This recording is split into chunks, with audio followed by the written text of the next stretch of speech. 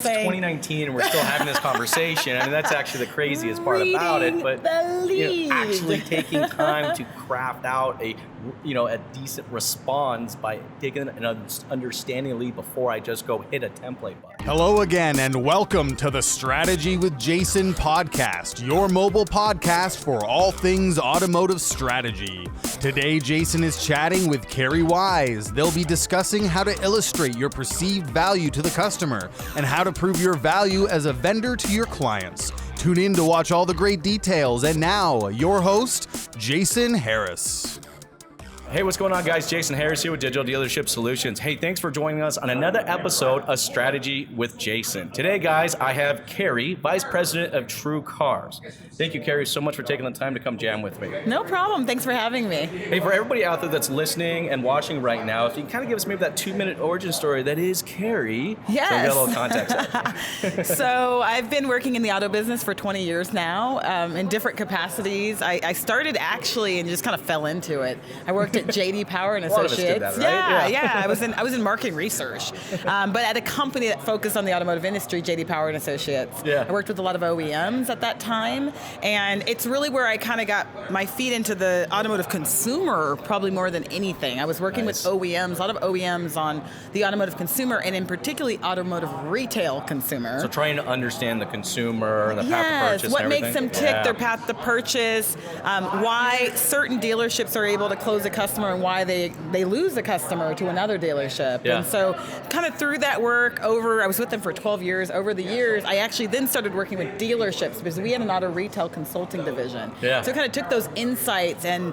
took it up to the next step, which was like mystery shopping the dealership's process, and meeting with the general manager to kind of help them understand what was happening in their store. Better their process, better their operations. Absolutely, because there was things that would be happening, like, we'd ask questions of management, like, how often does a test drive get offered to the consumer? It'd be like 100% of the time. Yeah. Then we'd like mystery shop, or we'd actually even have video mystery shopping in some cases, or consumers would walk in the store and actually go through the process, and that didn't happen 100% of the time. There were things like that.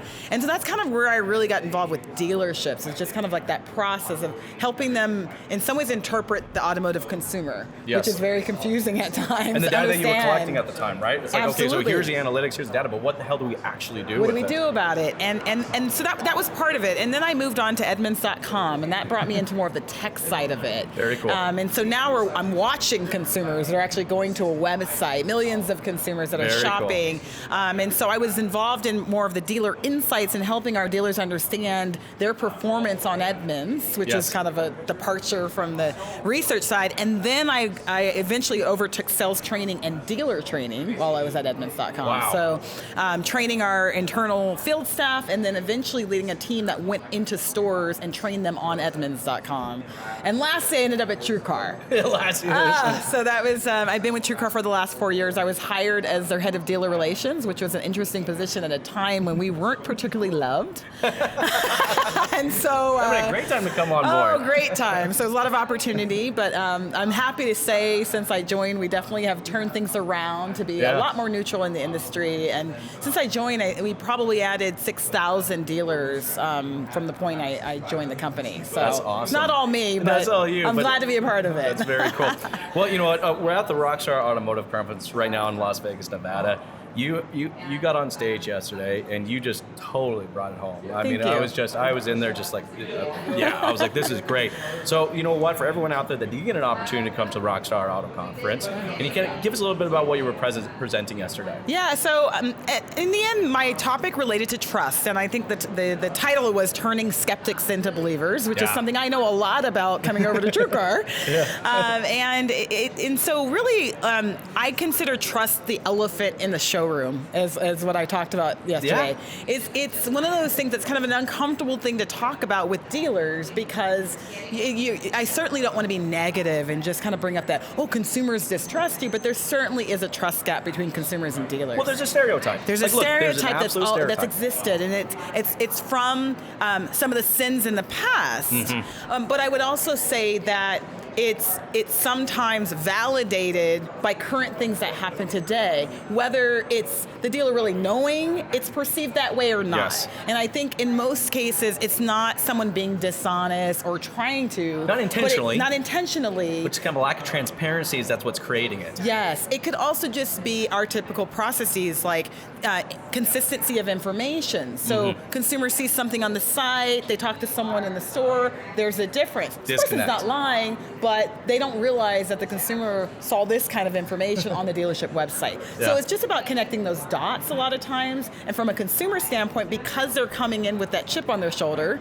right, from whatever experience they had in the past, every time we trip in any minor way, it just kind of feeds into, okay, I can't trust this dealership. So I talked about that, and I think there were 3 things I really talked about. I talked about understanding where consumers are coming from. That's what I love to do is like, let me share some of this insight.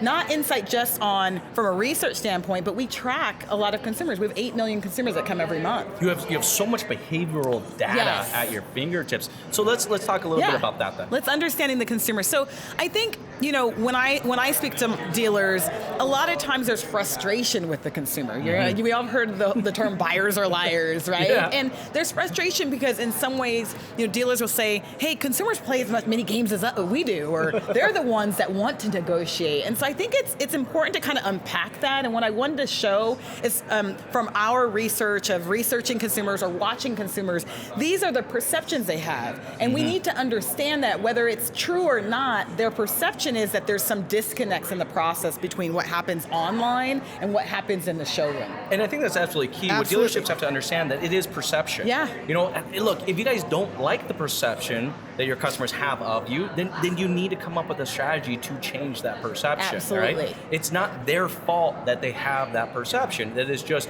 what they've been able.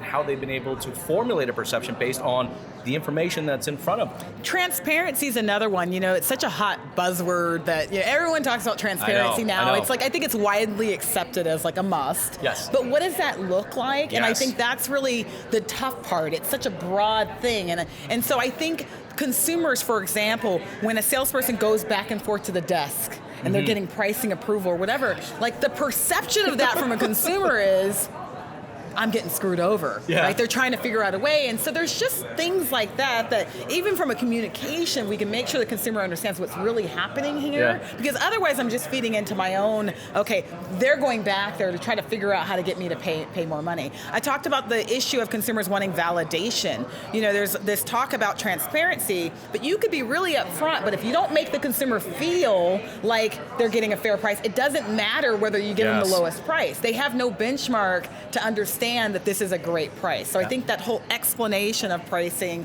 and the benchmarks in some cases of helping the consumer understand how this compares to the market. I just want to make sure that I'm not paying more than my next door neighbor. Exactly. I want to feel comfortable. I want to feel like, you know, that I'm trusting the information that's coming back to it. And I find in dealerships, it's these mountains and valleys in our processes, these highs and these lows, these ups and the downs, and that seems to be causing that lack of transparency because, you know, 1 minute we're doing this and then we're all the way back down, and it's like it blows my mind that we're still, but we want to change, but we're not doing it. We're saying it. Yes. You know, I mean, there's a lot of dealerships out there go, no, man, I want to change. And then someone comes in to buy a car, they fill out a piece of paper, to your point, you know, the salesperson disappears into an office for 10 minutes with no clue what the hell is going on back there. Then they come back with their, depending on the dealership, handwritten numbers, right. All right, with in handwriting that may not even be legible in the first place, right? And as consumers, we're just expected to take that this is right, this is correct, like this is honest. Yeah, and the other part of it, I think, is that, you know, we have our 10-step sales process that everybody was trained on, how you bring the consumer through the process. The problem now is that the online consumer could be on step 4 of that process. Good point. And so we want to start them over on step 1, and if you think about it, we would never treat a showroom consumer like that. If a consumer in the showroom was on step 4, we would take it from there. But an online consumer, we kind of assume that they don't have the information that they have. And so I see it a lot, particularly on a site like TrueCar, where a consumer is spending 15 steps before they submit a lead, 20 minutes online, they're coming in with a price certificate, they have a dealer they've already selected, and if they're dealing with an internet person that doesn't realize that, it could all go wrong. Yes, very because quick. That salesperson is going to start asking them, what car are you interested in? And what is your budget? And they're like, wait a minute, it just causes everything to kind of blow up from there. And so I think of it, and yesterday I talked about the gas stations. You got the full service and the self-service gas station, and we almost have to think of consumers in that way. There's going to be consumers that are self-service consumers. Yep. They have all the information, they got it at home, and we kind of have to pick the deal up where they left off. And then you have the full service consumers, not a lot of them, but hey, I'll pay more money, but I don't want to do a thing. Bring me the paperwork, let me test drive the car at my home or my work, like do everything for me to make it convenient. So we talked about understanding, because that's the first part in overcoming trust, is we got to understand and empathize with their pain points. Key word is being empathetic, right? I mean, we have to be empathetic to these customers and their time and be respectful of their time. I mean, they didn't just walk in the door and like, yeah, you know what, it's a Tuesday. I think I need a new car. Yes. You know, there's so much time of They're their going time. to 9 websites when in their shopping process, according to JD Power. They're spending weeks and weeks of research and time, whether it be on the third parties, on the dealership's website, on the OEM's website. So they're putting a lot of time, and I think we need to overcome the distrust by having complete empathy for them in terms of like the pain points that they experience in buying a car. The second thing I talked about is we have to communicate our differences. And I think this is another huge opportunity for our industry.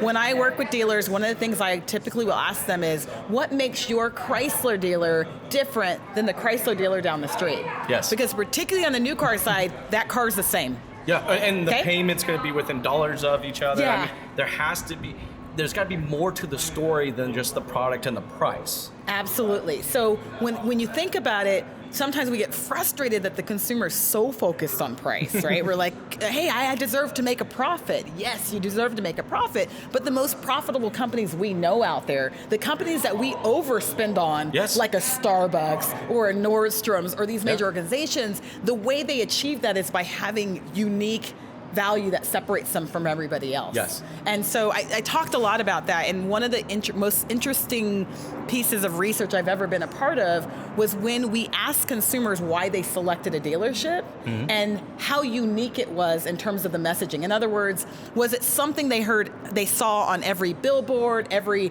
dealership website, it's something they bragged about, every dealer bragged about, versus something that they only heard from a few dealers. And so it was just interesting to see things that we typically hear in the industry as like our messaging. For example, having the largest inventory in town, right? Being the number one family-owned dealership, being the number one Ford dealership in the region. Okay, though there's nothing wrong with those three messages. We just have to understand, and the research showed that the consumers didn't think of those as unique. Well, there's not perceived value in it to the consumer, right? I mean, look, at one point in time, being a family-owned business, there was some perceived value to that, It was just big box retailers, just typically didn't have the same service as you got at a smaller mom and pop. But now it's actually the polar opposite. I mean, look at Amazon, largest retailer in the entire world. The service is phenomenal. Amazing. Just absolutely amazing. And you don't know anybody from Amazon. No, that's the funny thing. And you're right, that's a really good point. And I think the newer generations, I always remember how old I am when I talk to someone young. I'm 42, I'm not that old, I'm Gen X. But, you'll mention some brand that you grew up with, and you'll think of you'll just assume that they respect the brand, and they're like, no, I mean, just even our social networks, I guess I can name, I won't offend anybody, but I think of Facebook, and I'm like, yeah, that's cool, I'm on Facebook every day. And newer generations like, Facebook? Who does that? So I think their respect on TikTok, exactly, that's where my daughter's on. So it's like their respect for the legacy brands aren't the same as we had growing up, or our parents had growing up. So we have to remember that. So there's nothing wrong with saying I'm a family-owned business, but we have to back that with what I call like the WIFM for the consumer. What's in it for me? What does that actually mean to me? Yes. Does that mean that you're going to give me customized service? Does that mean that I'm going to get in and out quicker? It's going to be more personal? Like whatever that means, we have to translate that, because a lot of times we stop at just those kind of like generic messages. And so when we looked at the opportunity points, it all tied back to the consumer pain points. Like the things that they thought were reasons to select a dealership and were very unique had to do with transparency of the price, of the trade-in values. Yep. It had to do with validation, making me feel like I got something fair by explaining your methodology or benchmarks. Low pressure environments, like you're going to get, there's value in that. There's value in that. Having specific expertise in terms of salespeople. Like I'm a USAA member. We power USAA. Those members like to know that you are the USA representative there at the store. For sure. Right? So it's things like that. And I think what I showed yesterday was not just these themes, because it's not enough to say, hey, we're a low pressure, hassle-free store. We have to show it too. Yes, what does that mean? We can't just say it. Yes. How are you going to prove it? So, I showed some examples like, one of the stores we work with, they have non-commissioned sales staff. Yes. I'm not recommending that, but since they have that, that is a way for them to show they're a low pressure store. Yes. Because their people are not paid based on gross profit. But for other dealers, there's other ways to specifically show that. In the end, I recommend every dealer have a set of brand promises or customer promises. When I came to TrueCar, how we started to turn things around was by rolling out what we call the dealer pledge. We had to literally make promises of things we were going to change at TrueCar. It had to be written. We put an automotive news ad. We put videos out. Well, because we had to memorialize you had to change the perception. There was a perceived perception, and you didn't like it. No, right. Okay, but it just was what it was. It was what it was. And we listened to dealers, and they told us their frustrations, and we made major changes, but it wasn't enough to make them. We actually had to memorialize them in what we called the pledge. And I think every dealer, when I walk in on your wall or on your on your website, there should be, in my opinion, these customer promises, our commitment to you. Here's the 5 things we believe that we should do for you. We should save you time. You should pay a fair price, whatever they might be, but they should be memorialized. And so that was the second thing I talked about, is communicating value. And the third thing, which is the most important, is to execute. Like, it wasn't enough for us to roll out the dealer pledge and have these fancy videos and automotive news ads and all of that. Like, we actually had to show that we were actually making the changes. And so what we did every quarter is we did an update on the pledge to tell them, okay, those 10 things we promised. Hey, we just changed our price curve in the calculation. We just I thought that was so cool, because you guys documented it. We documented it as we went. And instead of just saying it, you documented it and literally showed it. Yes, we had no field team when I joined. We now have 100, right? So those were the things that we changed. And I think from a dealership standpoint, we need to make those promises, and then we have to actually execute on those promises. We have to, for example, one of the things I talked about yesterday was the connection between online and offline. I think it's a huge opportunity. One of the things that is probably most important on TrueCar or any third-party site is to read the lead. Like, I hate that I even have to say that, because someone's rolling their eyes at home and saying, it's 2019 and we're still having this conversation. I mean, that's actually the craziest part about it. But actually taking time to craft out a decent response by taking an understanding lead before I just go hit a template button. That's exactly it. And I think that's the execution part of it.